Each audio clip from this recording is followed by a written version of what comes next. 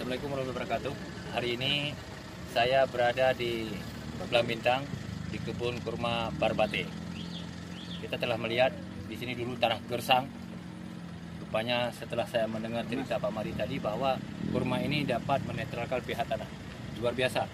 Dan bukti nyata, dulu tanah ini tanaman akasia saja payah tumbuh. Tapi hari ini kekuasaan Allah telah ditunjukkan kepada kita, bisa tumbuh kurma yang begitu subur dan berbuah indah. Ini buah kurma Blang Bintang yang saya makan.